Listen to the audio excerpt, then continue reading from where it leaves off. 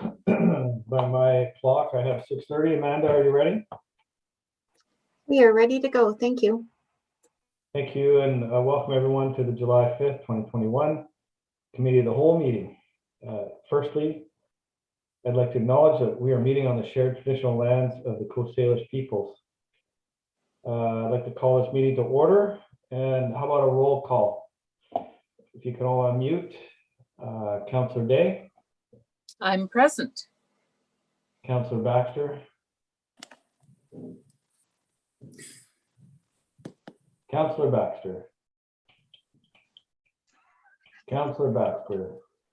Moving right along, Councillor Parkinson. I'm here. Councillor Kobayashi. Here. And Mayor Martin does send his regrets this evening, so he won't be joining us. Councillor Logan, I see your smiling face there. I'm here. And once again, Councillor Baxter. I think his audio must not be working because he's not hearing us either. Councillor Baxter, can you hear us? Can you hear us, Michael? Nope. Michael.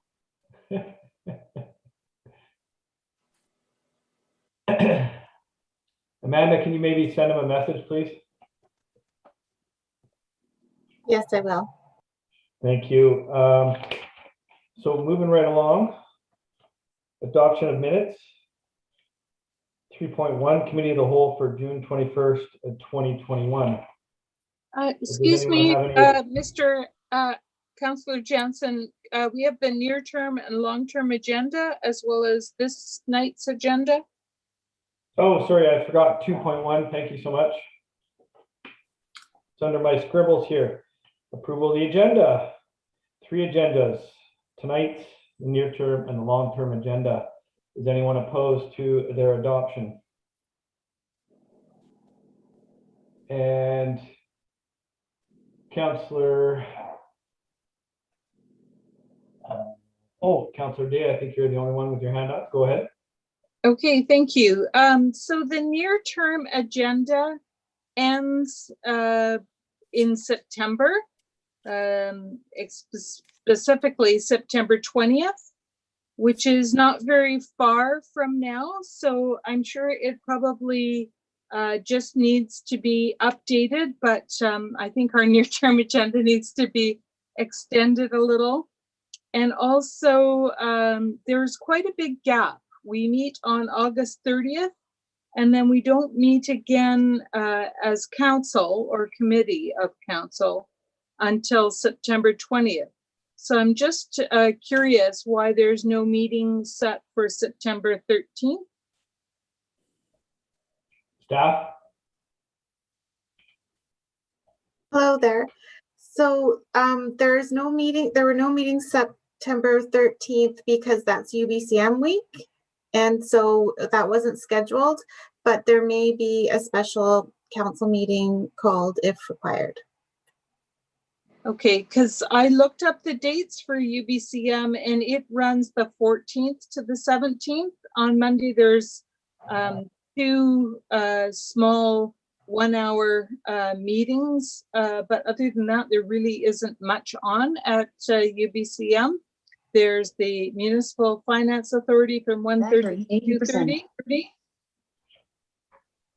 And there's the Municipal Insurance Association from 3:30 to 4:30 on the 13th. But other than that, there is no conflicts. Okay, thank you. Thank you, Councillor Day. I'm sure staff will review the calendar to see if there's a need for a meeting in that time period. Okay, my only purpose is just that when we miss a meeting, we end up with a very long meeting as a result. Also, we have scheduled on the short-term or near-term agenda on September 20th to look at our procedure bylaw. And there is new legislation to do with the protocols that were put in place for COVID-19.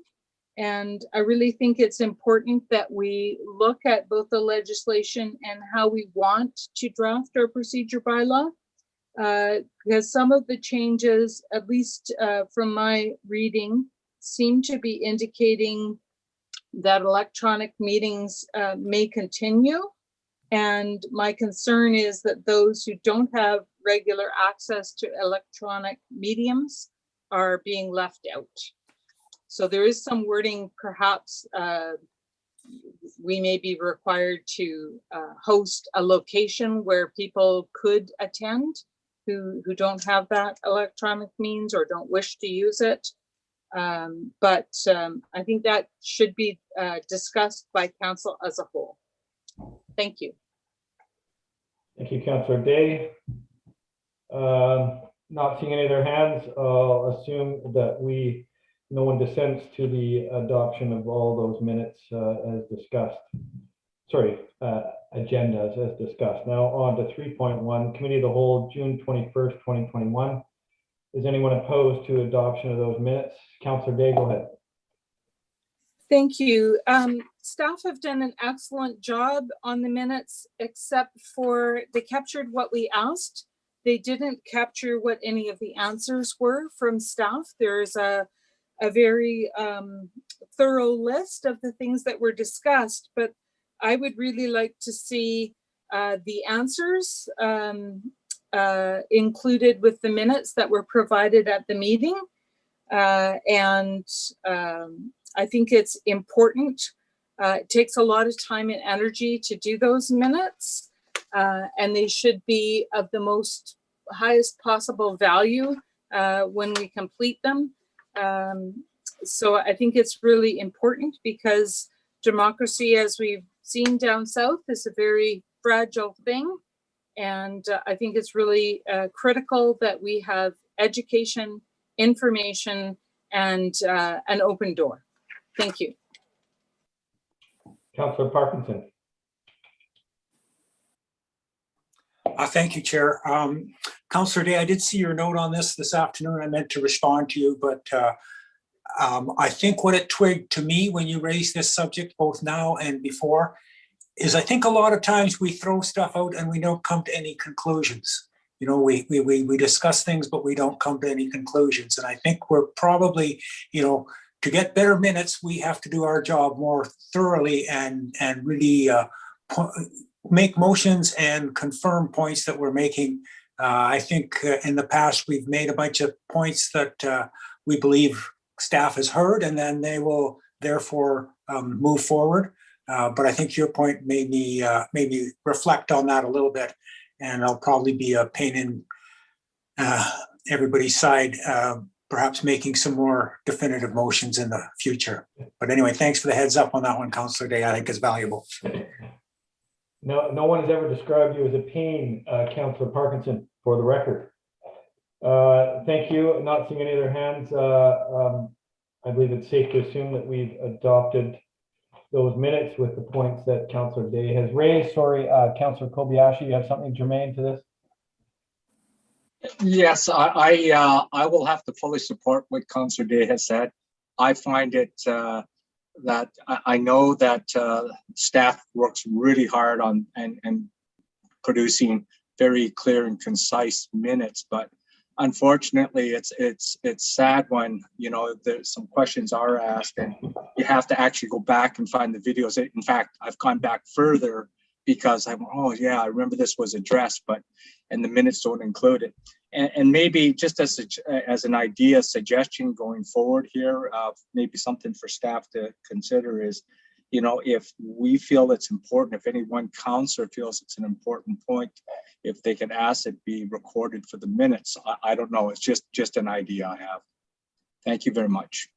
Thank you, Councillor Kobayashi. And I think, as always, as you mentioned, the best reflection of our discussions is the detailed recordings that are available to everybody on the interweb. Chief Administrator Robert Earl, go ahead.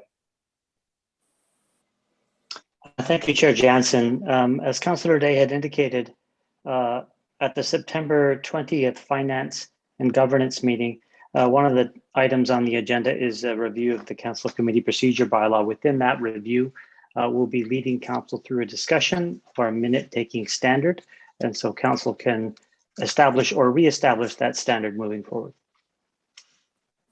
Thank you, Robert. And I think the role of minutes has evolved with the ability for everybody to record our conversations and make them accessible to the public. And not hearing anything else, I'm going to assume that those minutes are adopted with the points that were raised by council members. Amanda, did you have that? Or do you have that? Do you have enough? Yes, thank you. Thank Sorry, you, Mr. and- Acting Mayor, I would like to be recorded as opposed, please.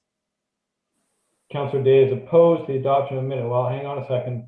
We should back up and do this properly then. Do I have someone, can I have someone make a motion, please, for adoption of minutes 3.1? Thank you, Councillor Logan, seconder. You don't need one at committee, Mr. Chair. Committee of the whole, thank you very much. I saw your lips moving, Councillor Kobayashi. And all those opposed to the adoption of the minutes? And Councillor Day is opposed. Thank you so much. Moving right along, public participation. Amanda, do we have anyone on board for public participation? We do. We have Ben Mycroft on the line right now. Please go ahead, Thank Ben. you. Well, welcome, Mr. Mycroft. Good evening, Chair and committee members. It's Ben Mycroft here. I'm just here tonight to address my agenda item. I'll put myself on mute and close my video until that comes up. I'm just here to answer any questions that arise. Thank you.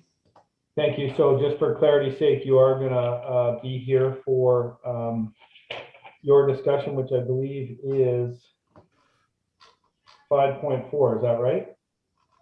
Correct. 5.4 RZ 21003. Thank you. Does anyone have any questions for Mr. Mycroft at this time?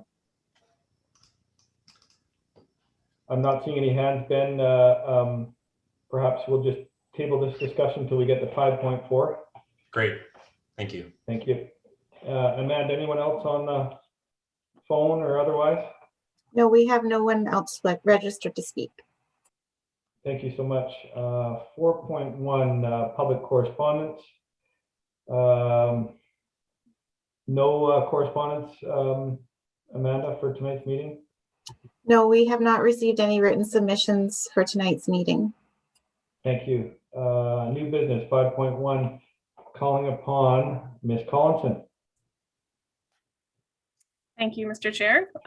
Amanda, could you please share the presentation? I'm having a technical difficulty, so with the support of Amanda, I'll just offer this forthcoming presentation. So she's Dana White for the slide presentation. I got you.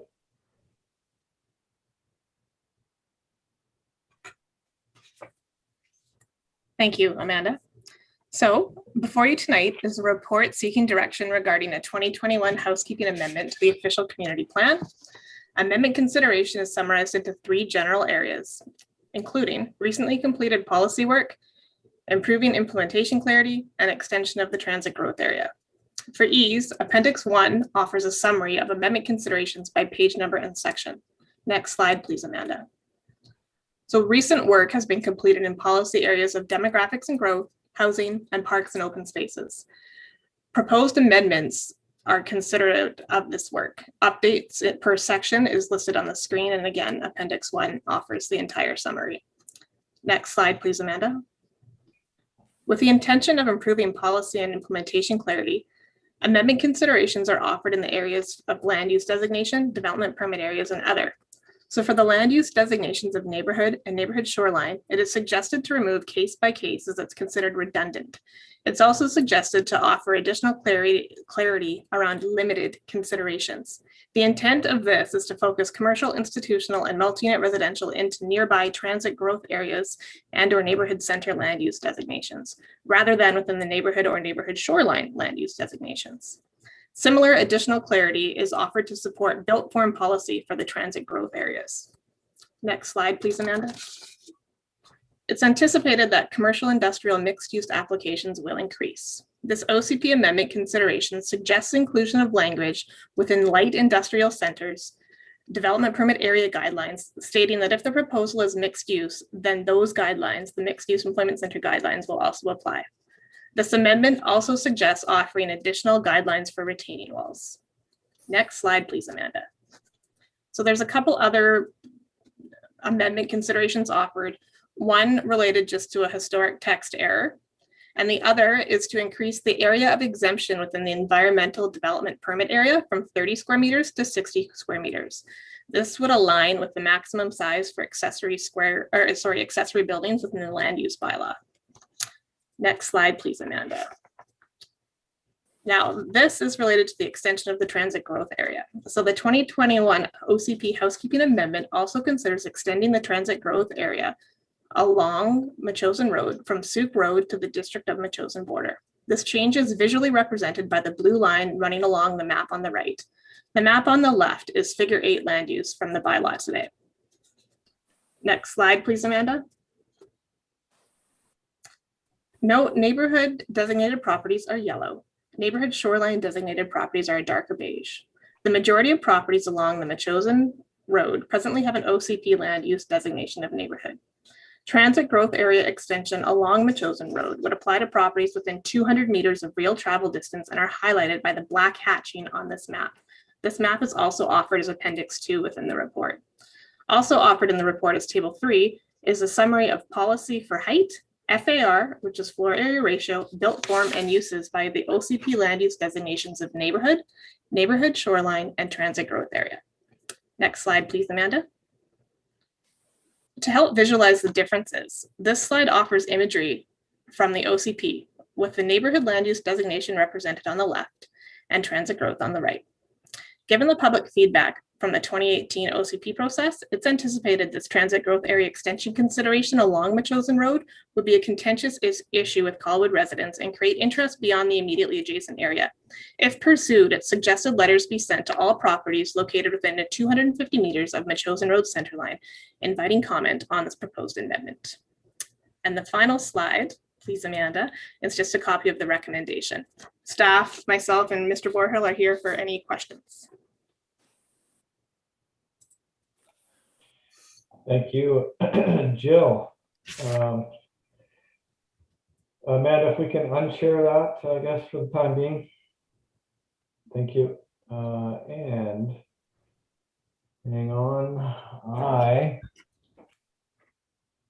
How about Councillor Parkinson?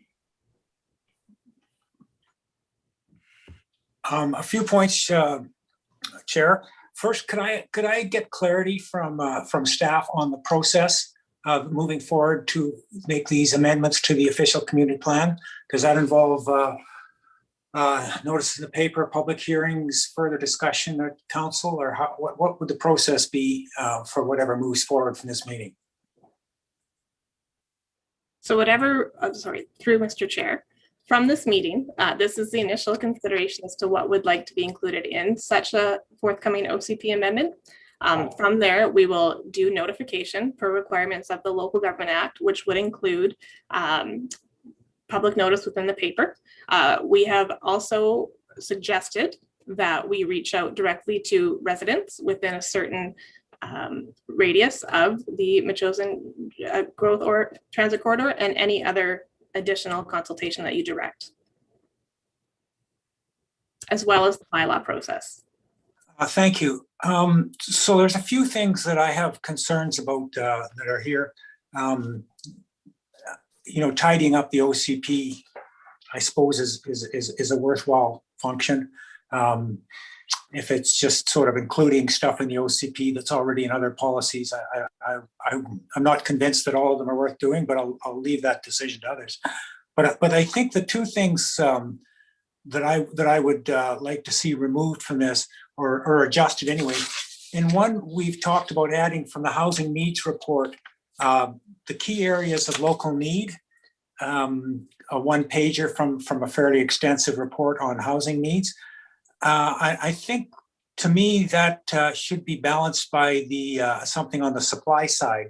That report was written at the time. There was a number of projects in the hopper, some of which are now completed and some are still ongoing to meet these needs that are laid out there. And it's sort of we're chasing our tail a little bit here.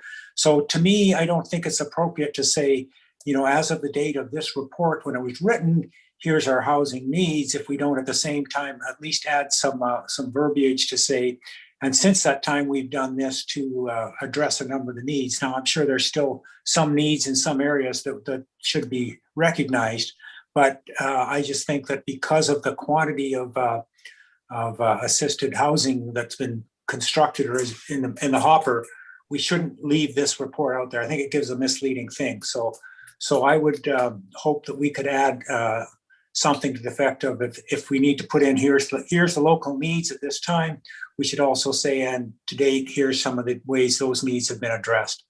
The second thing I'm really quite opposed to is the transit growth area on Machosen Road. Admittedly, it probably makes some sense to do it at some point. My concerns are manifold, but we've done some significant rezonings in South Colwood since this council's been appointed. That's going to take care of any potential growth needs for the community for quite some time. I think our OCP, as written, predicted a population roughly 26,000, and our Collier study came back with numbers that were very similar to that. To the best of everybody's knowledge, that's where we're going to be in 2038. We certainly don't need to be adding new areas for densification, not to say that anybody with property, frankly, anywhere in the city who wants to apply for rezoning isn't welcome to do so. But I just don't think it's an area we should encourage. And secondly, on the Machosen Road area, I, for one, am very uncertain of what Machosen Road is going to look like in the future. We had some work done based on the Transportation Master Plan on cross sections and the like, only to find out that the joint memo prepared for the Royal Bay, Royal Beach areas really superseded the information from the Transportation Master Plan.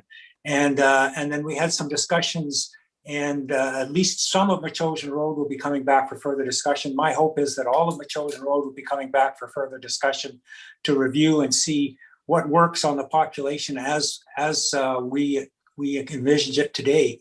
And so to do the transit growth things, and I think the wording in the OCP, I don't have it exactly, is a place where we encourage densification to improve transit.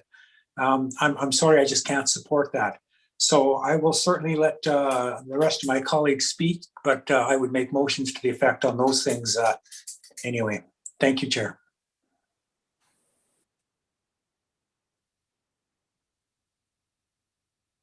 Who I can't see a picture of the chair anymore. Has he left us? Oh, sure. One little bit of controversy and he heads for the hills. What kind of chair is he? Yeah, he's not on mine either. Okay, I know I can be long-winded. Maybe he fell asleep. I think that might be it.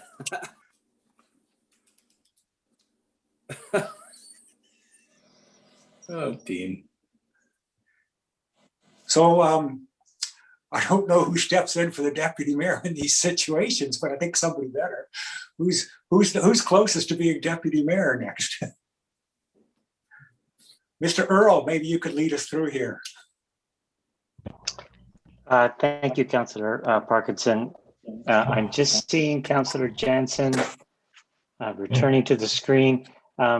If he remains incapable, or if this happens again this evening, I would recommend that we revert back to the previous acting, which in this instance would be Councillor Day.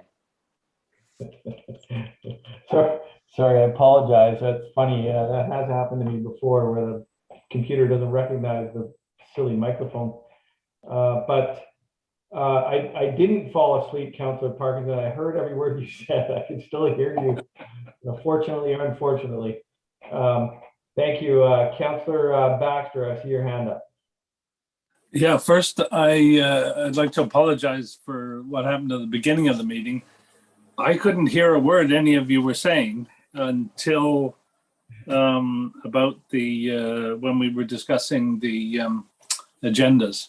So I don't know how the minute takers want to note that, whether they want to note me as being absent from the meeting up until that point. But anyway, I can hear everybody now. And so I heard every word that Councillor Parkinson said, and I agree with a lot of it. My first question is, I don't see, not really a question, but a statement that I'd like an answer to anyway. I don't see that the potential extension of the transit growth area really counts as housekeeping. This affects a major area of town, and it affects what can and cannot be built there. So I think it needs to be its own amendment to the OCP. Would staff like to persuade me otherwise? Because I'm not sure why it's been added as a housekeeping amendment. Okay, seeing no comments. Hi, Mr. Chair. It's Ian Burhill here. Thanks, Mr. Borhill. Happy to respond to Councillor Baxter's question. Staff would be happy to support a process that saw this bylaw bifurcated into two separate amendment bylaws. The fundamental reason why they were combined was to have an efficient process in terms of the consideration of all of the potential amendments that are coming forward to be put forward as one body of work that's completed by staff. But as I mentioned at the outset, happy to run two separate bylaw amendment processes if council directs us to do so.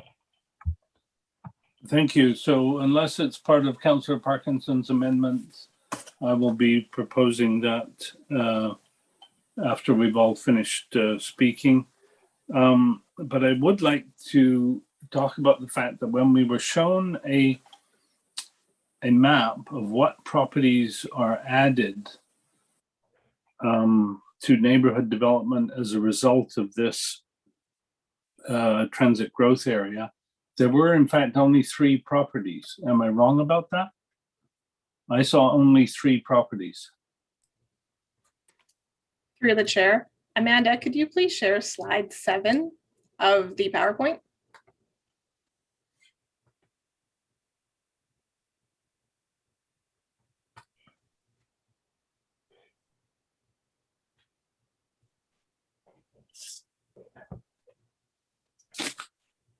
One more back the map, please. Okay, 2 more back. This one. So through the chair, the black hatch properties are all of the properties that fall within 200 meters of real travel distance of Machosen Road. Based on the size of some of these properties, that's why it's not a even-sided line. If the property fronts or if the property is within 200 meters of Machosen Road, it is included. So say, for instance, the Royal Roads lands fall within 200 meters and then stretch the entirety of the lands to the lagoon. So it is significantly more than 3 properties. Okay, there are 3 properties that are blacker than the others. What are those about? It doesn't appear on the paper version, but I can see it on the screen. Through the chair, I would assume that's just an imagery thing with a different color underneath. I'm assuming you're looking at the blue areas perhaps, or the ones that are on the parkland. No, the one, the horse field at the end of the short cul-de-sac there, those names escape me right now. Daniel Place, perhaps. Yes, thank you. The horse field at the end of Daniel, I think it is. Although the position maybe doesn't look quite right. But anyway, okay. Through the chair, those properties that appear darker, the underlying color is the neighborhood hillside land use designation. So it's just a color consideration as it's over top of kind of that deep dark beige versus yellow. So it's just a visual layer of the coloring. Okay, so it is in fact the same map that's in our agenda, it just has some points where it looks different. Okay, appreciate that. And I'll hope to speak further when we're doing something with the motion. Thank you. Thank you, Councillor Baxter. Councillor Day. Thank you. So I just would like staff to clarify for me. Councillor Parkinson asked kind of my question earlier about clarity on the process, but I'd like to go just a step further to understand our official community plan. When we did that in 2018, I understood that we would most likely be renewing that plan in 5 years. We are not quite there, but almost. And previously, we've had new official community plans about every 10 years. The one before 2018 was 2008, for example. So what is our process going forward for updating our community plans? Because it is a bigger process, and I just want to be able to inform the public of when that would be coming forward.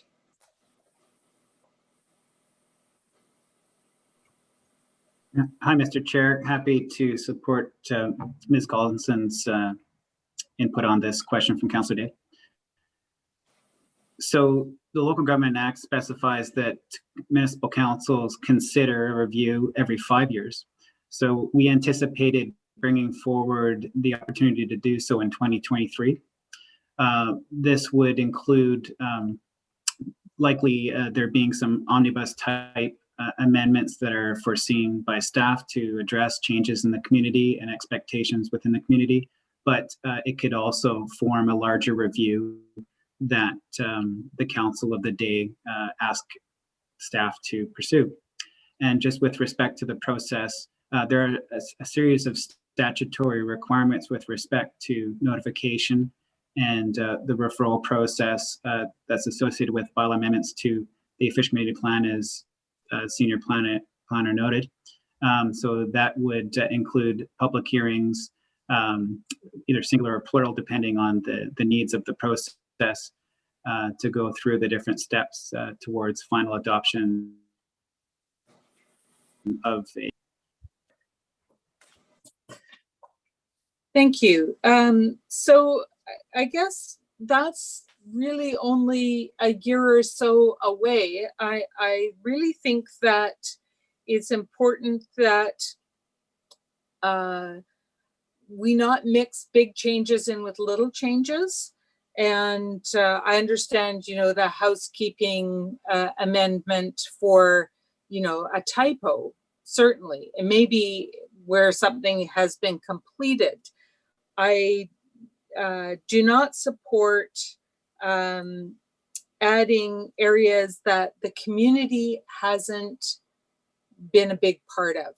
That was, to me, the biggest success of this OCP was the engagement of our public in producing it. And I've been involved with our local area plans and our official community plan for many years before I was on council. And I think those were some of the least well-attended meetings that I've ever been to before. So we really did up our game with this OCP to create it. And a lot of the wording that we find in our OCP actually came from community members, wanting Colwood to be not a bedroom community, but a living room community.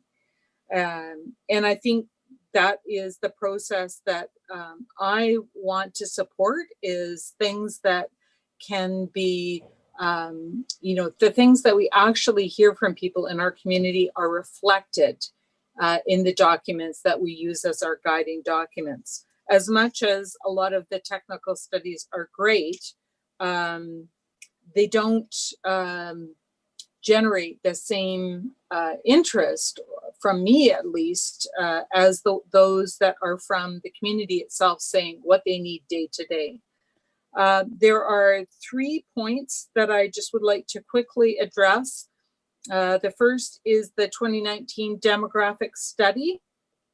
And I'm concerned because none of us were involved in the gathering of that data, and we have not been provided any raw data documents to verify the accuracy of the information or allow for any checking of the data. We're just sort of put in a position of having to take it because it was presented. The same is true for the housing needs report. There really, as far as from my perspective, there hasn't been a great deal of change. Housing has been needed. It's been, very low vacancy rates for as long as I've lived in the area, which is more than 40 years. And the Parks Master Plan used the Let's Talk Colwood platform, which was very helpful because we were going through COVID, but again, doesn't allow us any opportunity to hear those comments. We're kind of playing telephone. We're repeating what somebody said through a number of individuals, and there's no real way to verify that we got that right. And I those are all things that concern me, that we need to be very careful in our listening, that what we heard needs to be verified. So any large changes I would really like to see come forward with the amendment to the OCP, which is not that far away. Thank you. Thank you, Councillor Day. So Councillor Kobayashi next on the hit parade. Thank you very much, Chair. I don't want to add anything more than what Councillor Parkinson has said. I was kind of concerned about this whole transit growth area, particularly after seeing all those emails from the public. I thought, are we flogging a dead horse or trying to revive a dead horse? And obviously we don't, well, some of us here on council don't have the history, but obviously we've touched on a very sore point. And I do agree in splitting this, the motion, because I think it is not a housekeeping change. So I just have a couple of questions, and one is almost related to what you were asking, Councillor Day, and that is that 2019 demographic study. And, we're using these reports to, as guidelines for housekeeping and all this, as you stated in your report. But I guess what I was concerned about is since 2019, we have rezoned, Royal Bay and the number of doors down there. So, already that population estimate in the 2019 report is out of date. So, we have to be using more current information. That's my first point. My second point is if through the chair, if I can get a clarification from staff, because I did not understand in that table 2 under transit growth area, where you've added the under 7.2.24, you've added the statement only when enhanced urban design mitigates impact of additional vertical impact. Can someone explain that to me? Because I don't understand it.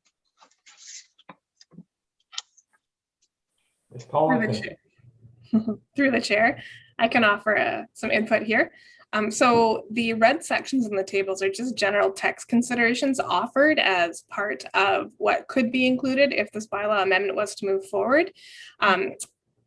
The consideration for how to better enhance the look, feel, and interaction with the building would help to offset additional stories and to help offer direction as to when the up to 6-story option could be applied. So again, only when enhanced urban design mitigates the impact is just some text offerings to help guide the the direction as to where this amendment would go or could Okay. go. Okay, I understand. Thank you very much, Joe. That's it for me, Chair. Thank you. Councillor Logan. Thank you, Mr. Chair. I'm not going to comment on items 1 and 2. I think our professional staff have done a good job, and I trust their judgment and the recommendations in that regard. And I don't disagree on item number 3 that perhaps that should be split out. But I will say that, I'm actually open to having that conversation. And as Councillor Day had mentioned, actually engaging with our public to see what they want. I see this as a bit of a visionary exercise. And I think that's our job to have a little bit of vision and having the guts to have a little bit of vision. And it's easy to say no, but to everything. But, I recognize that our community is changing, and I think it was stated that our residents' expectations are changing. And I think, I respect the feedback we've received today through email. However, I don't think that should influence some vision that we may have along the whole entire Metchosin Road corridor. And we're not talking about building today. We're talking about building tomorrow, and kind of looking at what the possibilities are along that corridor that we may want to see in 10, 15 years. We should be having those conversations today, and we shouldn't be afraid to have those conversations. So a prime example actually that comes to mind is Painter and Metchosin, right? And the old church property. People flooded the council chambers and were ready to really, they were very vocal about the opposition. But, council had some vision at that time, and at the end of the day, approved that project that has been a community asset, and it's actually, it's fit in well. So I don't think we should be afraid to at least have the conversation and at least engage the public. We shouldn't just shut down the notion of having a little bit of vision. And that's why we're elected, is to have that vision. So I'm happy to actually support that part. Not to say that I'm going to agree with everything, but I'm not willing to shut down the conversation. I think we owe that to the broader community, and that's what we're elected to do, quite frankly. So I'm happy to support splitting that number 3 out, and I'll be supporting moving that conversation forward on the potential transit growth area. Thank you. Thank you, Councillor Logan, for your sage commentary and your look backwards at previous councils. I see your hand, Councillor Parkinson, if you just indulge me for a moment. Jill, can you answer for me? I made 2 notes to myself. Was there something that was missed or an oversight or a reason why Metchosin Road wasn't included in the 2018 OCP as a transit growth corridor? I'm going to turn this one over to Mr. Borhill, as he was here during that time. So I will just put myself on mute. Over to you, Ian. Thank you. Hi, Mr. Chair. Yeah, I think council heard from the public that participated in the process at that time that, to a large extent, it was rejected by the people that it would affect along Metchosin Road. What took place, ultimately, it was council's decision to retain a urban node at the corner of Lagoon and Metchosin, but not to extend a transit growth corridor along the length of Metchosin, despite it being identified by BC Transit as a transit growth, or excuse me, a frequent transit corridor. But it was, I would say primarily due to the public's reaction. Okay, thank you. And so fast forward, other than the date, what's changed that's bringing this back today? Or what's motivating this? Mr. Chair. Part of the rationale for bringing this up for consideration at this point in time is the recent increase in residential and commercial densities down in the essentially seaside village and surrounding area of South Central Colwood, let's call it that. So. All right, so I appreciate that, thanks. And that's about all I have. Councillor Parkinson, back to you. Hopefully we can start whittling down to a motion rather than an oratory, please. Happy to make a motion. A couple of points first, if I may. In response to Councillor Kobayashi, I think you have to be careful. Yes, we've zoned a lot of land on Royal Bay and Royal Beach. Doesn't necessarily mean that's going to change the population projections in 2038. Will at some point, I agree.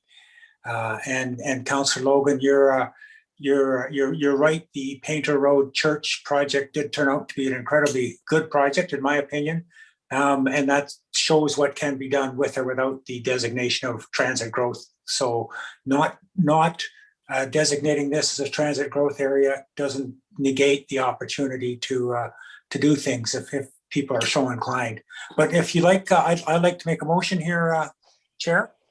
I'm going to recommend, the Committee of the Whole recommend to Council that staff proceed with the official Community Plan 2021 housekeeping amendment process and draft a corresponding bylaw amendment, which includes consideration for the following.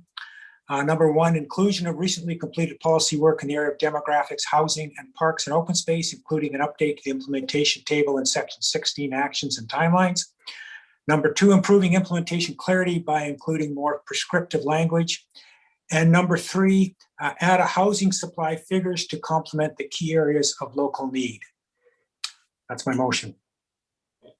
Okay, so I believe 1 and 2 are the same. Amanda, did you get the third? That's the third point that is altered by Councillor Parkinson. I did not get it fully, but I can get it after. Councillor Parkinson, if you can just review point 3 for Amanda, just so she can grab that. Happy to. Add supply figures to complement the key areas of local need.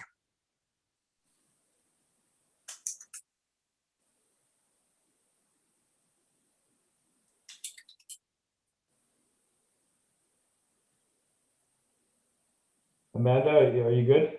Okay, so to add housing supply figures to complement key areas of local need. Is that correct? That's correct. Thank you. Thank you, Councillor Parkinson. So it would be 1 and 2 inclusive and an altered point 3. No seconder is required. Any discussion?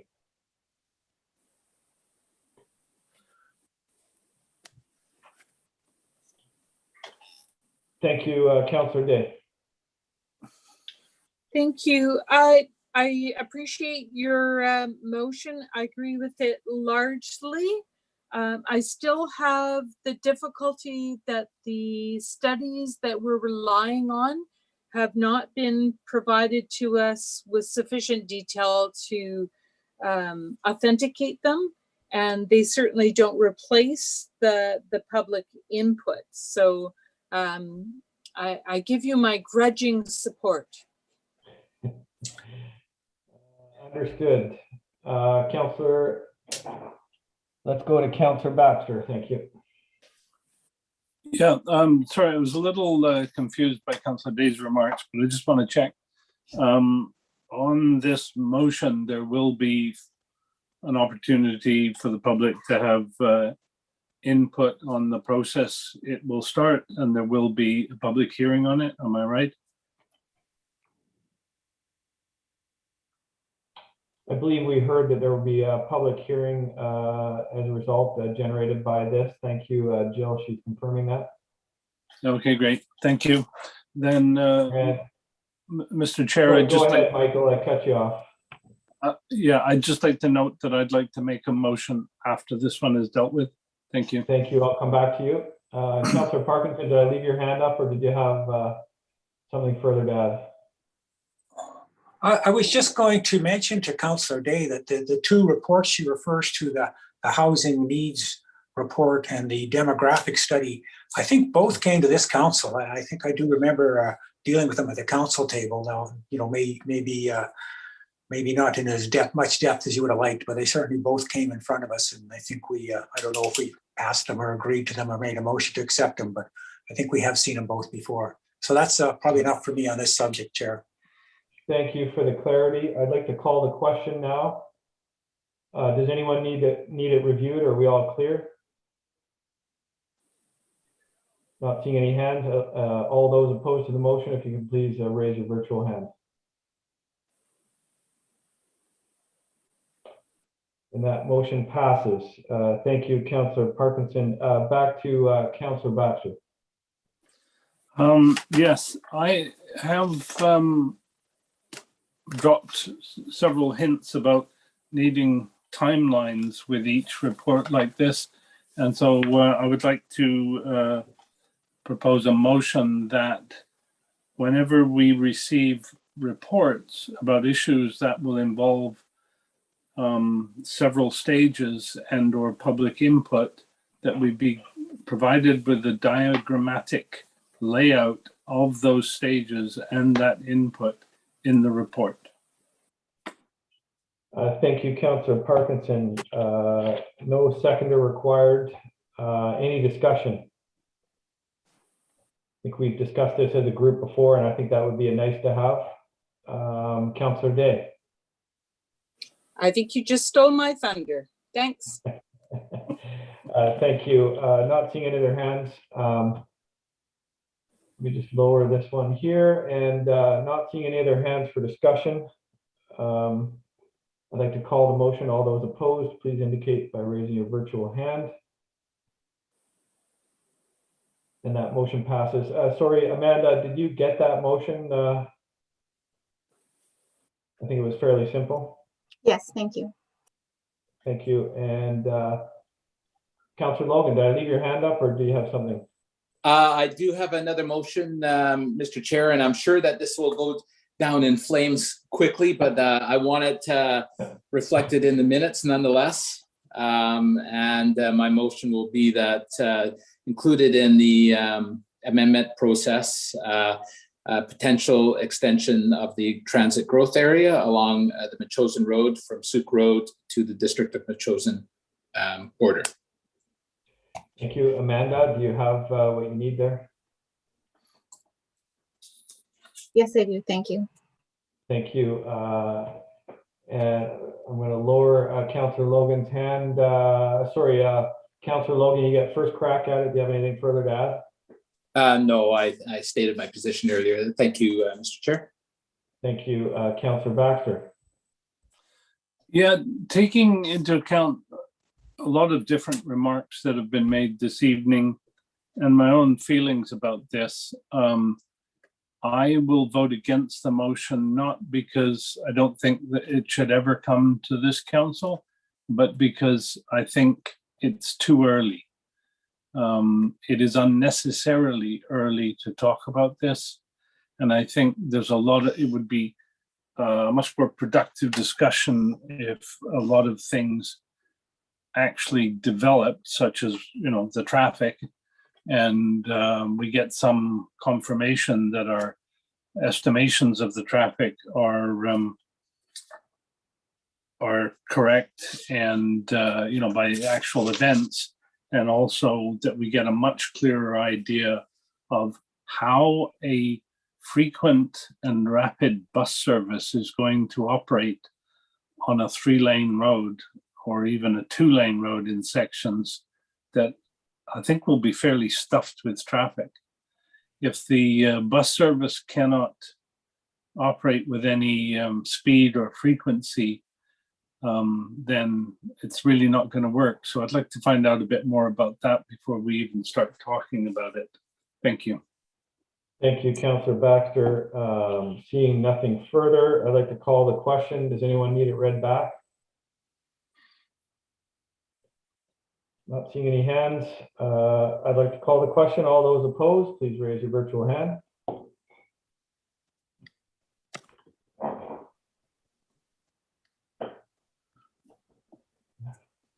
Goodness, there's hands all over the place here.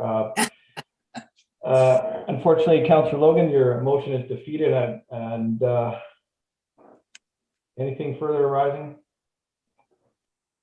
No, I just know how the mayor feels now. No, just kidding. Thank you. Moving along, 5.2, back to Ms. Collinson. Thank you, Mr. Chair. So it's just a small briefing note to update you that the 2021 park management plans, which are scheduled for Colwood Creek, Lookout Lake, and Ocean View Park, are commencing this week.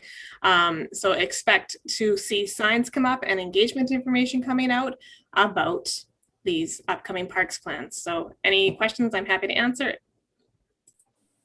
Thank you so much. And I had the pleasure of joining Gord and Gord at Ocean View Park last Tuesday, and I'm going to be, I guess, am I acting on your behalf tomorrow afternoon, Gord? You are, Mr. Chair. I'm having to be in Nanaimo. Okay, so it's going to be the Dean and Gord show tomorrow evening up at Lookout Lake, and I'm quite thrilled to go up there and see what is on tap. Councillor Day. Thank you. Just a request, when this item is finished, I have a point of order on the last item, if we could come back to it. Thank you. Anything further from anybody on the on 5.2 in the parks? Jill, thank you. I think it's great what's going on, and I can't wait to see what's planned. Sorry, Councillor Parkinson. Sorry, Chair, I know I was slow getting my hand up there. My question is more for the next set of parks where I see we have Meadow Park as coming up with a park management plan next year. And I guess it's a brand new park. Does it really need a management plan already?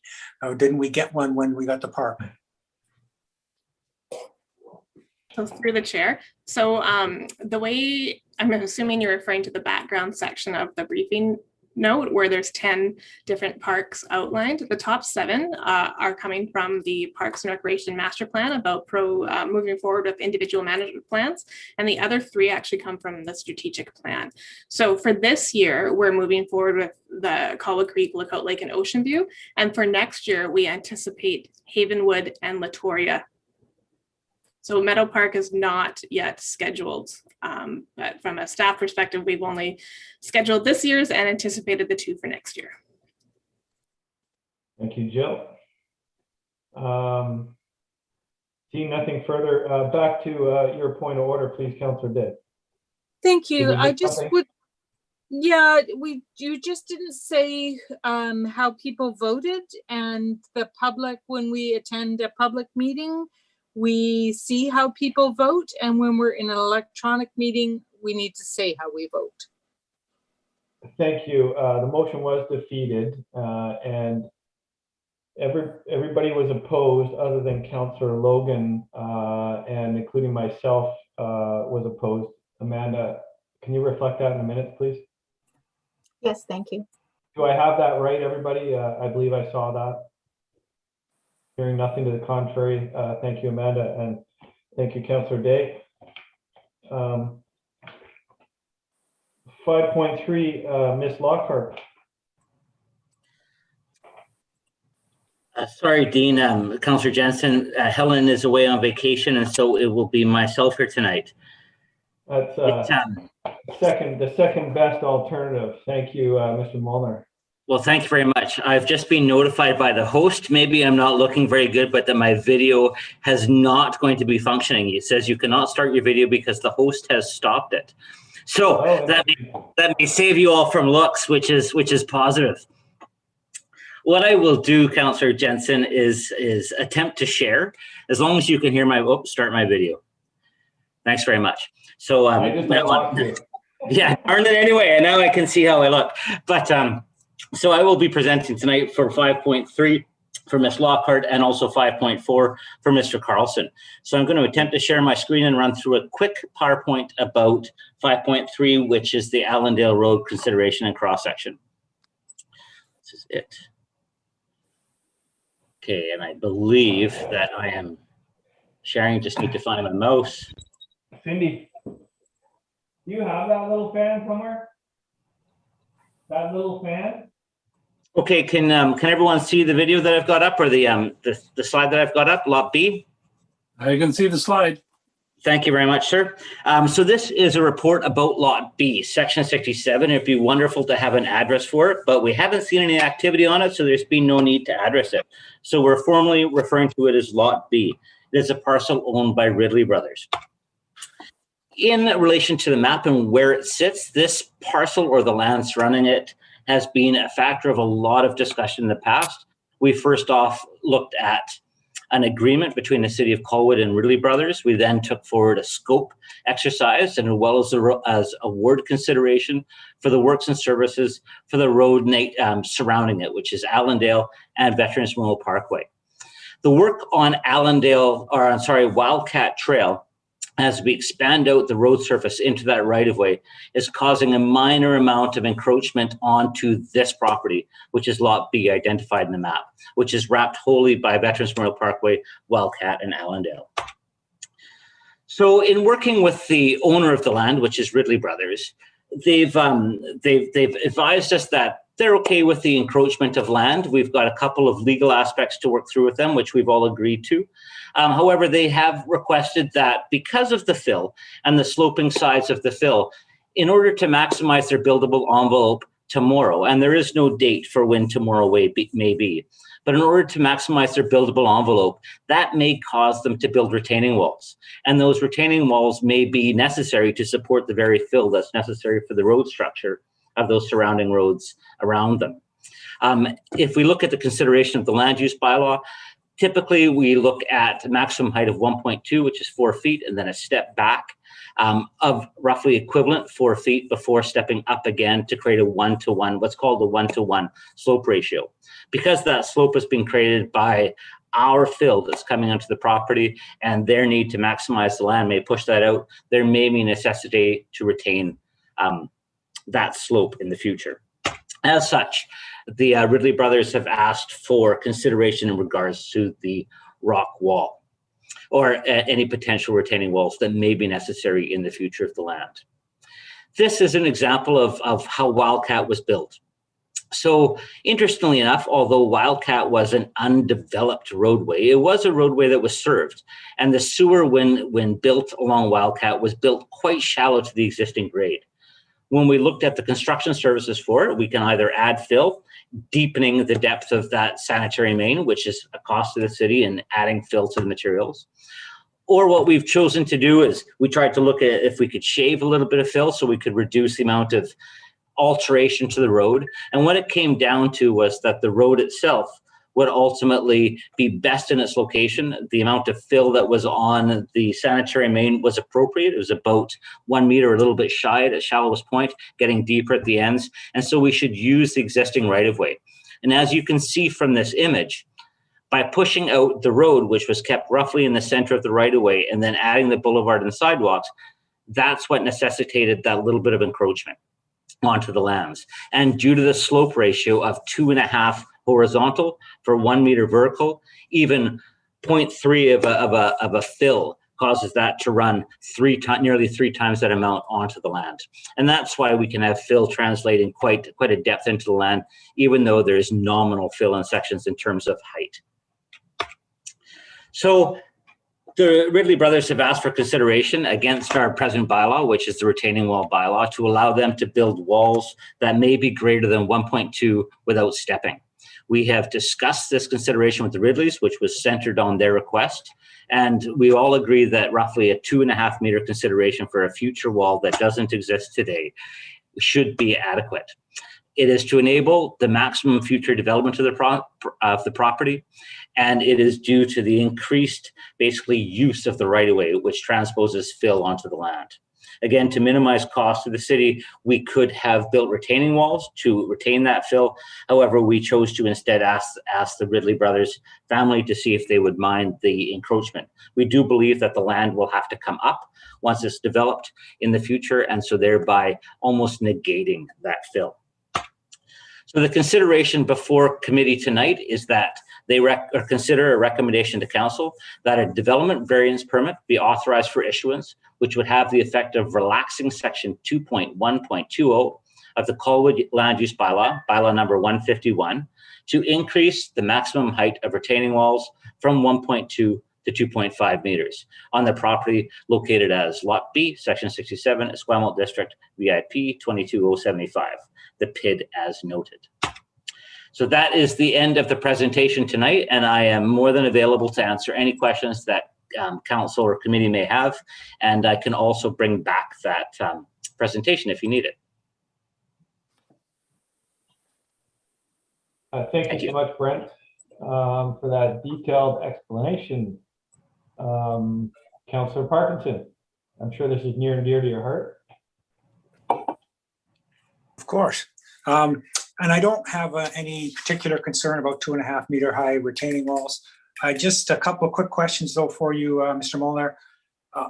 I think you said, or your report says, that these retaining walls will be used to hold up the road fills. I looked at that site, and there's a bit more grade to it than I had pictured after driving by for years and years. I just want to make sure, I mean, depends what height they want to develop the project. If they want to develop it at, say, the height of Veterans, then they may be looking for a retaining wall along Wildcat that's above ground, as opposed to one that holds up the fill. Are we sure we're just talking about holding up road fill, or could this be one that's totally exposed on the edge of Wildcat Road? Thank you very, very much for that question. There is no definition in the consideration that's put forward to committee to consider. So you're very right. That wall may be up or down. Based on the expectations for the land, you're bang on right. Wildcat and Veterans Memorial Parkway, as they both climb and kind of meet each other, hit a rough grade. We do expect there to be a built form retention at the north section of Lot B, and the west side, that's where we expect the land to come up maybe as much as 0.5 meter from existing ground now to better enable the connections and a retaining wall on the west side. But you're very correct. This is an up or down consideration in regards to retaining walls. And is everybody clear how many instances there are where this fill will spill onto the property? Has it been looked at all the way around, all 4 sides, and everybody's on the same page about where this would be required? We have, with the majority of the fill is on the Wildcat side, with a minor amount on the Veterans Memorial Parkway side. But we do have a statutory right of way on the Veterans Memorial Parkway side, which we're using. Thank you. Thank you, Chair. Thank you, Councillor Logan. Councillor Baxter. So the only reason that we're thinking this amendment to the this variation to the bylaw is required is because we don't want to put fill onto the owner's property, which can then never be removed. Or is it that we, the city, are actually going to go and build these walls once this variance is made? Thank you very much. It's something that the Ridley family, through Terry Ridley, and I've briefly talked about. I fully expect to maximize the built form on this lot. And I hate using that term because it implies that there's no parking. But I fully expect the edges to actually be foundational retention walls, and that there will be no significant need along those sides. And so what we're really trying to do is prevent us building minor little retaining walls that falsely fills or falsely contains the land when ultimately we may not need it. Okay, so the sequence of events is expected to be that if this proposed resolution is adopted, then the road is built to the extent that it needs to be built now. And the property owner waits until he has some proposal to build on the property, and then we all find out exactly what form these retaining walls are going to take. That's exactly right. Because it's a mixed-use parcel, we do expect there may be some minor rezoning considerations. So, but there may not be as well. But you're exactly right, Councillor Baxter. Realistically, because we don't have a contour diagram or anything that would allow me to visualize what might be built here. Realistically, do you think anybody would want to build a 2.5 meter wall above current ground level, above road level, as part of a commercial development, unless it was simply part of the building? That's exactly correct. I do not think that that's realistic at all. I agree with everything you've said. Okay, so in what is a commercial light industrial area, I have no objections to this at all. Thank you. Councillor Day. Thank you. So from what I'm hearing, it sounds like we have no idea what they want to build, but we're going to give them a variance now, knowing absolutely nothing about it. That's correct. Okay.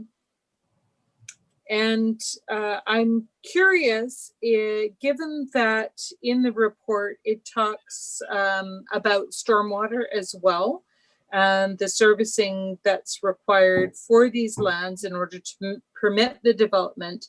And I was just wondering, as I read that, if a right-of-way would be needed over these lands to help manage the storm sewer issues that we have to deal with in that area. We are on obligation through the property agreement with Ridley Brothers that was reviewed with council in camera to provide a connection. We are not, with this consideration, have the ability to request land, and we do not believe that we need land for the right-of-way, for storm. Okay, so I understand the obligations that we have to provide services, but there are other areas that are serviced nearby that perhaps need a transport location for stormwater. Do I have that incorrect?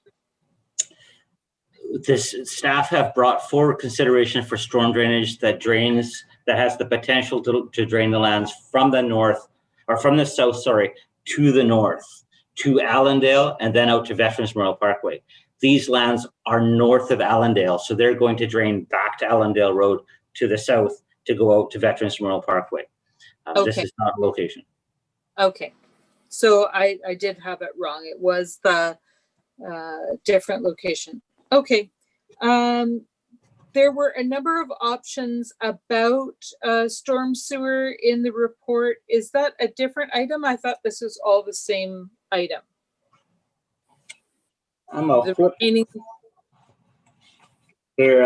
There was no mention that I'm aware of storm sewers, but I am also flipping through the report to make sure that that is an accurate statement. The background spoke about the history to make sure the council was aware of how this property was involved in the land use considerations that had been previously considered. In the section also in background, we contained the cross section with an example of 5+200.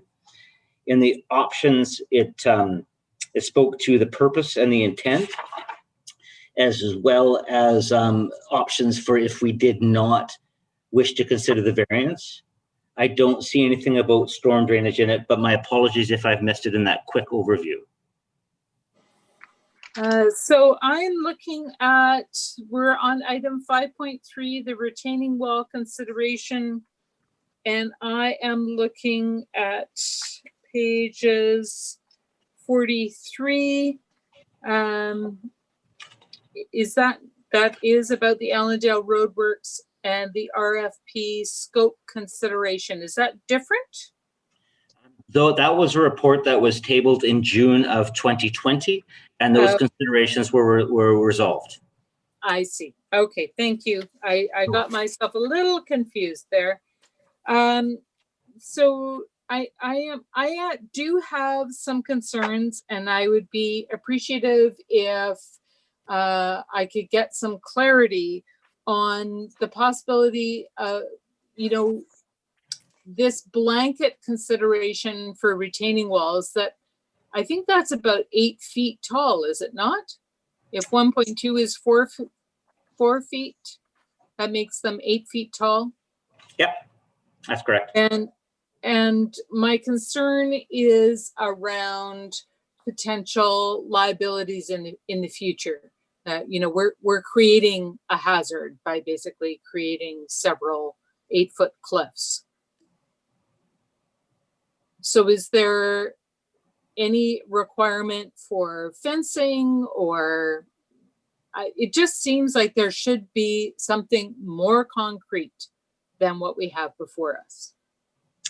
Well, thank you for that question. At present, there are no retaining walls that we're speaking about. We're speaking about a future consideration.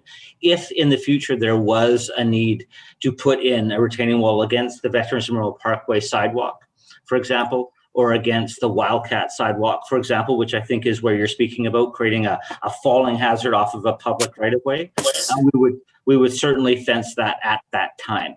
But we would also know what the land use was, and that we'd created that hazard by that development permit that was considered. And we tie that all in at the same time. Fencing is not an overt part of the city's bylaw as it sits right now. It is applicable in land use. However, when the city has created a hazard, whether it be a fall hazard from public land onto private land, we address the fencing through the design and works and services as considered. A similar example was when we built a sidewalk along Souk Road that crossed the culvert at Colwood Creek. Brooks School, for example, built a fence, a barrier to prevent people falling off the back of the sidewalk. The same thing would happen here. We don't protect people falling from private property, though, onto public property. That would be the responsibility of the homeowner or the property owner. Okay. Can you give me one good reason why we should do this now when we don't know anything about what we're saying yes to? Absolutely. The reason is actually in the report. It's considered in the option sections, when frankly it deals about the cost and the financial consideration. To build retaining walls would be a change to the design scope. I'm very appreciative of Ridley Brothers firstly opening their door for the discussion, and it is an immediate cost savings to the city in terms of the scopes and works and services already offered. Thank you. And thank you, Councillor Day. I saw a hand, Councillor Kobayashi. Question answered, sort of. So it's but it's not a critical path item, right? Through the Chair to Brent, that it is not a critical path item because that's what I was having all kinds of problems with. We normally as council, just through the history, when we bring these discussions up, we normally know what they're asking it for, right? The development various permits, and now we don't know. We know nothing. So it's a kind of a odd situation. So I did read your report about the cost savings. So that's a good a good reason, but it's not a critical path item in getting the projects done here, right? Yeah, okay. It is, through the chair, it is a critical path item. Without it, we would need to immediately amend the contract, build retaining walls, pull back all works and services from the lands. Okay, no, thank you. No, okay, that's clear. Thank you. And thank you, Councillor Kobayashi. I am looking for a motion on this. Thank you, Councillor Parkinson. I'll move the recommendation. Thank you. The recommendation as it stands, no seconder required, lowering all hands. And calling the question, all those opposed? Give me a couple of seconds for the late comers. And the motion passes, and I see that Councillor Day is opposed. Item 5.4, if you can put on your dentist hat now, Brent. Thank you very much. Once again, I will attempt to screen share, so let me know if it goes well. I'll have to ask a couple questions, of course. Share. I think we're good. You're in the notes mode. There you go. Thank you. There we go. No problem. So thank you. This is the, just to bring attention to Mr. Mycroft, who signed on for the public participation. He is also available to answer questions if I cannot field them or if they're better left for Dennis. For Mr. Mycroft. So this is a committee consideration in regards to RBCD 5, Latoria North. So I know that committee and council has considered a lot of different areas. This is specifically for the north area, and the RBCD 5 was a consideration that was after the first rezoning of the lands. So RBCD 5 does apply to the majority of the land that's located north of Latoria Road. It has a couple of interesting little bits to it, though.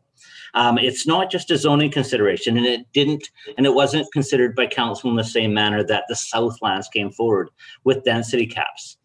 It has no density caps on it other than some oddities, which this report is intending to work through and ask committee consideration on. One of the oddities is the fact that small lots were picked to be limited to 110 units. 2-family dwelling units. There's limits to 2-family dwelling units on a lot. And attached housing in the definition was considered those housing types with 3 dwellings in a building. So it was specified in a very specific manner while not necessarily overtly capping the density of the land. So a quick capture of the zone as it's there, which is, and the current zone is what's shown in front of you. The proposal is to delete the large 1-family dwelling regulations, which are the lots that are basically all those greater than 368. And then lots with a minimum site area of 368 square meters would be subject to the medium 1-family regulations. Also to address the 2-family dwellings on a lot, which is very similar to a consideration that council was provided for the site at 255 Caspian in 2020. It's also to change the minimum number of attached dwellings from 3 to 2, which has that consideration from those 3 dwelling types to a duplex typology. So this would provide a greater flexibility in the site planning where attached housing is being proposed ultimately. The revised RBCD 5 zone amendments are ultimately what's shown here. The 1-family dwellings, 368 minimum, the compact 1-family dwelling would be 278, which is consistent with what was previously shown before. 2-family dwelling would be changed to 371. And the table goes further to be consistent with lot coverage, be consistent ultimately with the principal size notations that are contained in there, also be consistent with the accessory dwelling units, and the relationship of setbacks, which are more typical to a small lot sort of consideration, as well as the limiter to maximum floor area for accessory dwelling units, which are only applicable on certain portions of land. So when we look at the land area that's left in the RBCD 5, what you're looking at is that blue area and the yellowy orange area. All the green is park areas, and so we're really down to the last portions of the Northlands to be built. And when we started working with Gablecraft and they started their exercise, working around cul-de-sacs, the dimension has oddities for the large lots. And it was really about the housing type that we were trying to fit into some of the Sector 7 lands. Being best formed is not always 3 units adjacent to each other, but where applicable, which giving a greater diversity of housing, to fit in 2 units, to give that housing stock and choice. People like to be on the edges of units as opposed to in the middle in a cluster of 3. Approximately 75% of Royal Bay North lands have already been subdivided. So the revised RBCD 5 zoning regulations would only apply to those lands that are yet to be subdivided and yet to be developed, specifically the blue and the orangey yellow area there.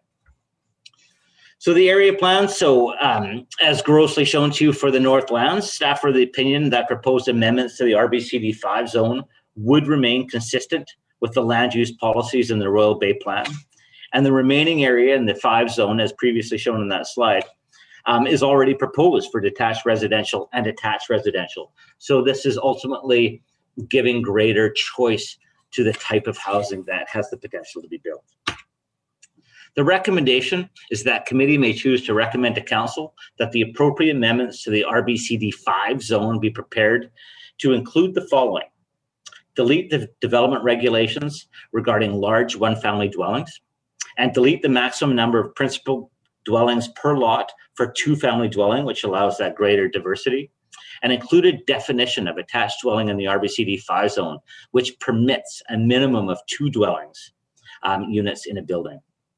That's the end of my presentation tonight, and I'm more than available to answer questions, as is Mr. Mycroft. Thank you very much.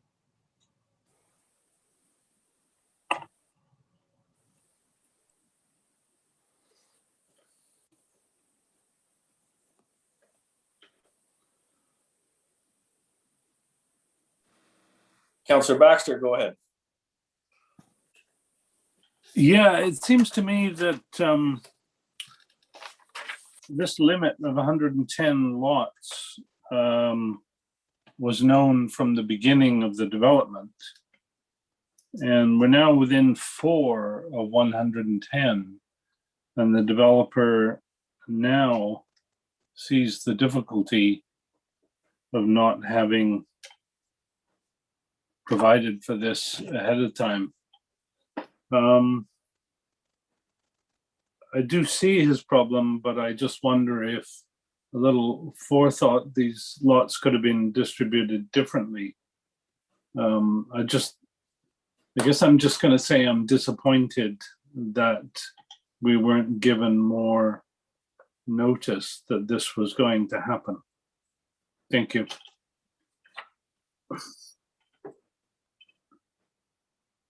And Brent, anything? Thank you. Councillor Day.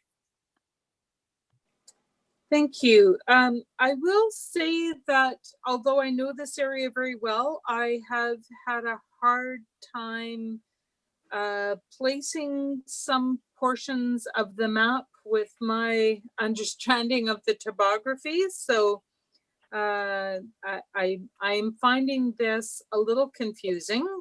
I have thoroughly read the report. I understand the issue about the 3 units together is a townhome. 2 units together was being discouraged. That is kind of a historical artifact from the days when we couldn't get any townhouses built, and we were trying to discourage just put in duplexes, and we'll call that good enough.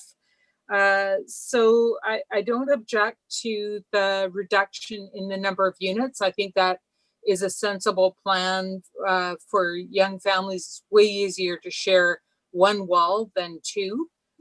So it certainly would be a preferred form.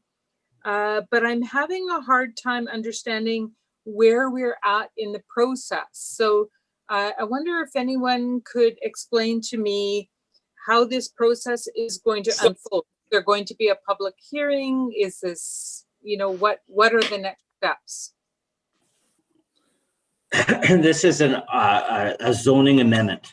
So if committee agrees, council would consider it, and we would bring it forward for considerations, which would involve public notice being sent out, and the community would be asked their opinion about the zone consideration.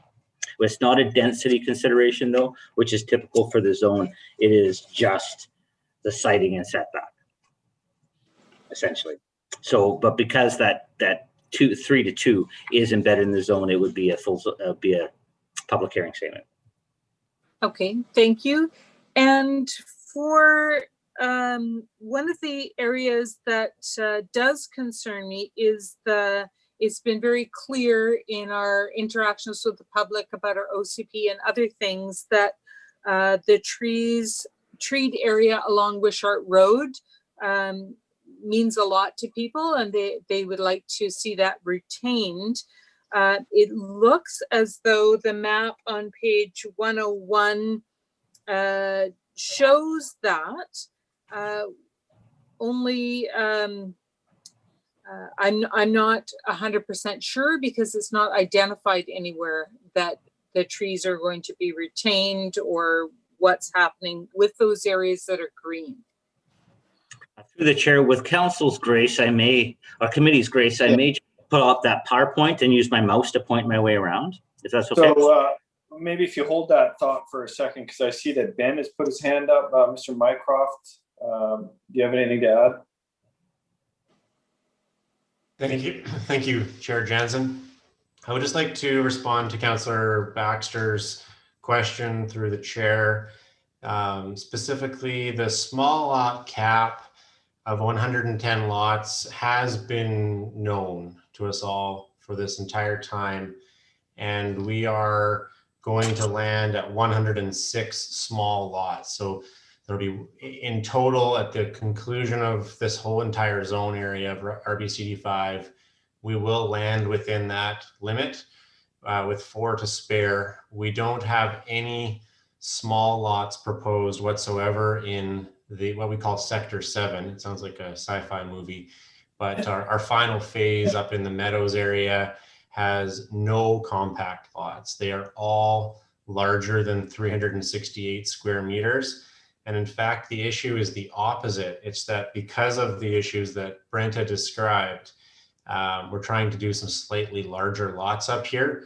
And what's happening is when we trigger over 550 square meters, what happens is the side yard setbacks go from 11 meters up to 16.5 meters. Front yard setbacks change. And so for a streetscape to function, we would have sort of 6 gap teeth in the subdivision plan, where we would have a house that's stuck back further on the lot. And from our view, I think, having some lots that are slightly larger, effectively just having bigger backyards is not a bad thing. And so really the deletion of the large lot category is simply to address these setback issues essentially. And otherwise we would be doing essentially gerrymandering the subdivision plan to try to get everything under 550 square meters. But we are not trying to, and we have been aware of and are mindful of the cap. This is not an attempt to achieve more density, not at all. We're just trying to fine tune the bylaw to avoid kind of just an inconvenient situation here. Thank you for that. Thanks, Ben. And just a little bit more clarity for Councillor Day on the canopy at the back of Sector 7 there, I guess, along Wishart, Ben. So I can address that, and Ben. I'll leave it to Brent, and then I can think. Go for it. Oh, okay. I guess would say just that this application tonight really doesn't address the, we're just staying within the RBCD5 zoned area. So the area that is treed currently is parkland, or will be parkland when we complete the subdivision plan and file our parks plan. The parks, there'll be a park on the subdivision plan. And so this application before you tonight has no bearing on what happens with the trees along Wishart Road, since those areas are designated as park within the official community plan. I'm just talking about what's within the RBCD5 residential area here. Thanks for the clarity. Councillor Kobayashi. Thank you very much, Chair Jensen. Yeah, I can actually see what's going on here now. It's clear the number one thing that I look for right now. Yeah, this wasn't a play on trying to increase density by any means. So I understand that's perfect. And I can actually see the funny shapes and how you're going to get those setbacks that it's going to look, I call it form, fit, function. It's going to look kind of funny if you don't do something. And, they always say, we make stupid decisions sometimes based on, we're going to be rigid about this, but I think it'll look better, but I'm not an expert at it, but I can sort of see what's happening here. So I'm going to support the recommendation, subject to public hearing. Thank you. Thank you, Councillor Kobayashi. Last on the list, Councillor Parkinson, and why don't you share your thoughts and then wrap up with a motion for us? Certainly share my thoughts here. So I guess there's 3 parts to this. There's firstly is allowing the definition of attached housing to be 2 units attached instead of 3 units attached. And I don't have any issues at all with that on what we used to call townhouse projects or attached lot projects. However, the request, I'm just a little confused by this. Delete the number of 2-family dwellings on 2-family dwellings limits 2 dwellings on a lot. And we want to delete that. And yet we're creating, to the definition of a 2-family dwelling seems to be a minimum lot area of 371 square meters. And we're creating a lot of those, even over 550 square meters. And I'm concerned that we're saying that by deleting the number of principal dwellings per lot for 2-family dwellings, that somebody's going to come along and put more duplexes on one lot. That sounds exactly like to me what's allowed. That we now could have, 4 principal dwellings on a lot, or perhaps 4 principal dwellings and accessory buildings and suites and what have you. So that's not, my sense is it's not what anybody's trying to do here or the intention. But that's, when I read that, that's what I worry about. So I think that needs to be addressed, unless I'm completely missing the boat. The large 1-family dwelling issue, it seems like the only difference between a 1-family dwelling and a medium, or a large 1-family dwelling and a medium 1-family dwelling is the lot size. If it's over 550, by shifting that into the medium size, but still leaving the size at 550, which I believe was the intention. And then we go to a 50% lot coverage. That's going to make some humongous houses potentially.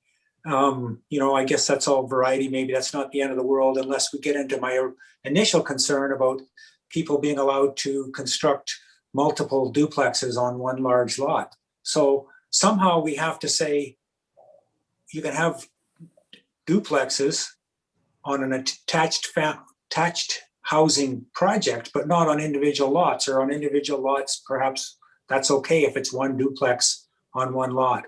So am I reading this wrong, or what's going on here? Brent? Thanks very much. I am unmuted and my video is on. So good. As I'm flipping through the report to look at the tables that you're looking at, I think you really hit the nail on the head for that large lot to medium lot and how it's measured at that lot width consideration.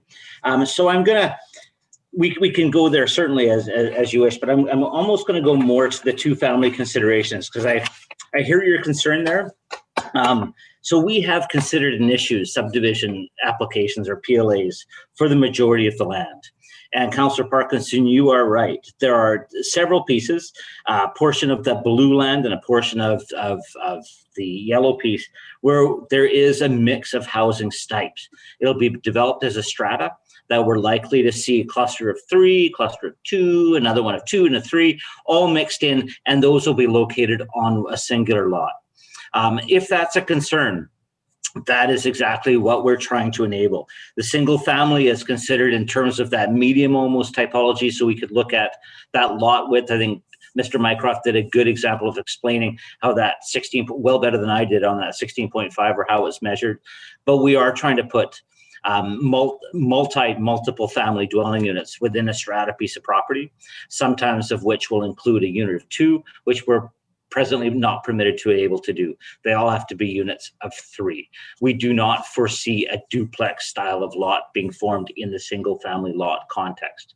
It'll be strata style developments within 2 specific pieces of land. And I'm looking on page 101 of page 104 of your agenda packages tonight. You can actually see the subdivision layout plans that are considered inside those lot areas, the majority of which are single family. If I look only at the yellow, there's a strip coming off that kind of borders Murray's Pond. That's intended to be multifamily, and it's got that nice curvature running around to the left, or sorry, to the south and west. And then the south portion of the yellow lots. And then the north portion of the blue lots, you'll see 2 large lots. Those are also intended to be strata style developments of different housing stock within it. Presently, we're not permitted to mix 3 types or 3 dwelling units with 2 in that sort of housing typology. Yeah, so I'm okay with the, again, I would call them townhouse projects, but whatever you want to call them, the large lots on one strata where they're all together and they've got 2s and 3s and maybe some other numbers. What I'm concerned about is when we're asked to pass a motion that says delete the maximum number of principal dwellings per lot for 2-family dwelling, and we're looking at the definition of a 2-family dwelling, which basically says, a lot for 2-family dwelling says it's got to be greater than 371 square meters. Isn't that opening the door for multiple duplexes on any lot over 371 square meters? It certainly opened the door for some potential. And if this was before the last 70 lots on Royal Bay North, I would certainly say that you had a great concern. As Mr. Mycroft has pointed out, many of the lots are not even conflicting with the small lot consideration. We are down to the last units within the north side. And Ben, maybe you can allay some of Councillor Parkinson's concerns. Sorry, Mr. Mycroft, if welcome, maybe you can allay some of Mr. Parkinson's concerns. Yes, Councillor Parkinson through the chair. I hear I think you may be onto something there as far as your point with regard to duplexes. This is not something we've asked for, but it's something that the planner on the file has identified as being required in order for us to achieve the goal. I know that this isn't really what you need, but I can give you my assurances that this subdivision plan, there is zero intent to build any duplexes. I think we're all very familiar with our, 8 housing models that we build at Royal Bay. And the intent is to continue to build out essentially very similar housing products, although in some cases we'll have some step-up houses up against the bank of the sandy bank towards Wishart. So it's not our intent to build any duplexes on a single family fee simple parcel. I also think that there would be a practical limitation to that through just the subdivision regulations and the zoning bylaw as far as lot coverage, parking considerations, open space considerations. I think even in the case of probably our largest lot, which is 868 square meters proposed because it's got an enormous backyard, it'd be practically challenging to create any kind of built form that would pass through the development. There's a development permit process that's required for housing in here. And so I just can't imagine how it could be achieved. Perhaps there's something that I'm not sure of the procedures here. Maybe, if we could push this forward with a recommendation to staff to find a way to limit it such that we could not do these duplexes on the single family lots as feared. I'm sure there's some kind of a cap that could be applied to these 6 lots or to this approval. I'm not sure. We're certainly not attached to that recommendation, but it sounds like it is needed to accomplish the end goal. Thank you, Mr. Mycroft. Anything arising, Councillor Parkinson?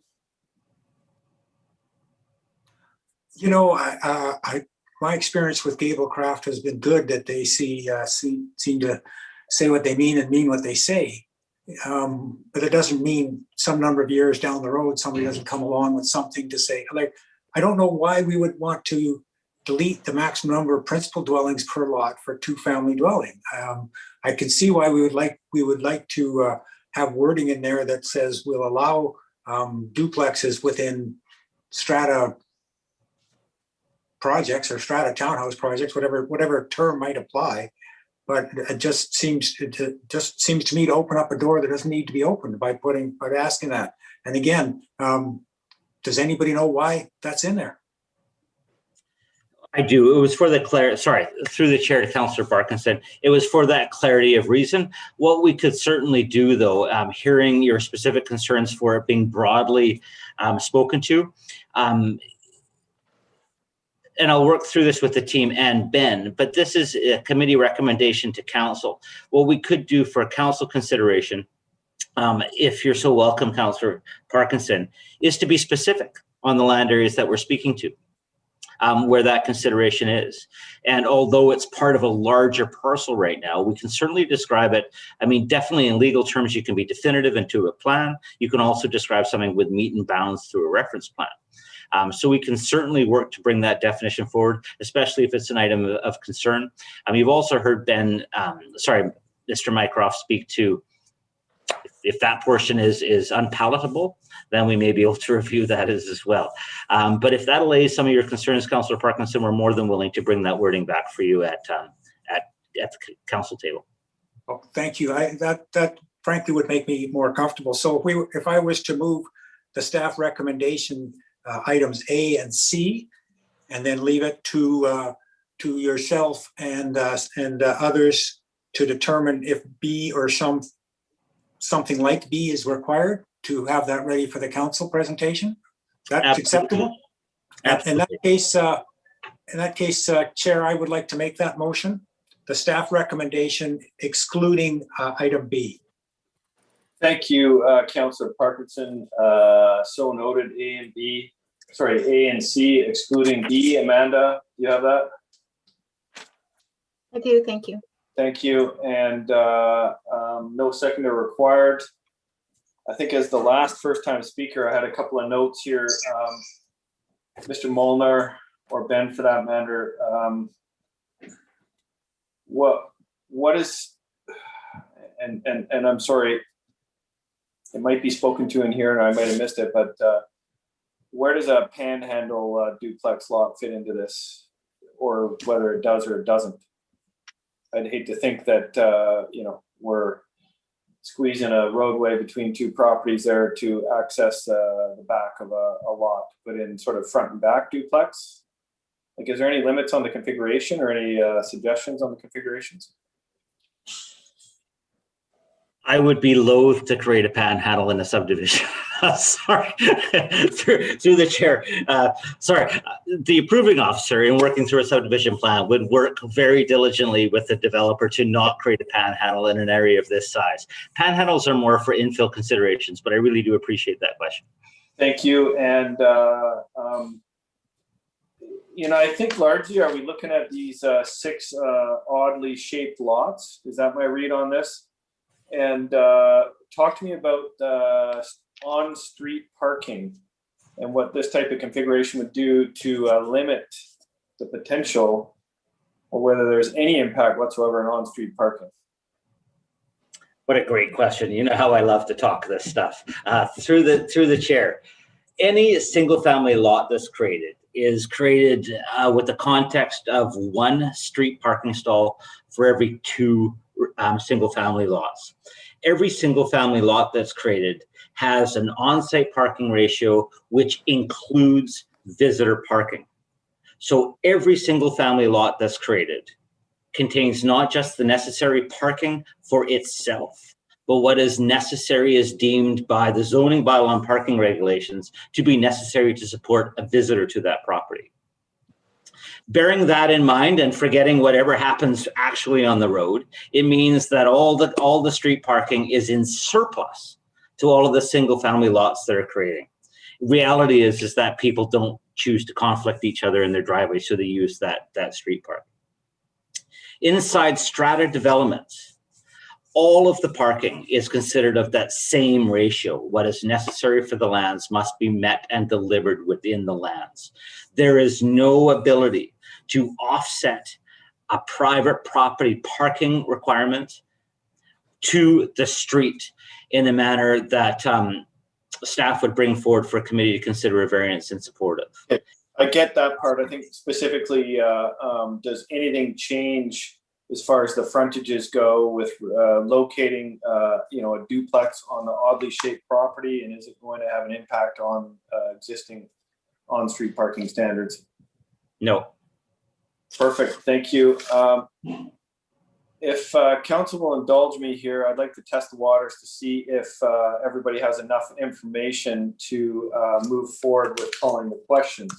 Mr. Chair, I've had my hand up for some time. I know you have, and I saw it. I'd like to know Thank you, When I Councillor was Day. speaking earlier, I did not get to finish my questions. I'm just telling you. Thank you, Councillor Day. I'll come back to you because clearly you don't have enough information. Councillor Day, go ahead. Thank you. I would like to know if all of the homes in this zone are permitted to have suites, including the duplexes. Sorry, I'm just seeing if I'm on mute or not. No, the suite enablement is a factor of not just size, but also the ability to create a parking space for that suite within the present lot. There are not many lots within Royal Bay that have that ability to create suites. Ben can actually, he's got a running spreadsheet. It'll tell you exactly the number of suites that have been created in Royal Bay, but no, that's not part of this consideration. Thank you. I'm good, thanks. Thank you, Councillor Day. I would like to call the question. The motion before us by Councillor Parkinson was for A and C under 5.4, excluding item B, which staff was going to report back on. Anyone opposed to the motion, please raise your virtual hand.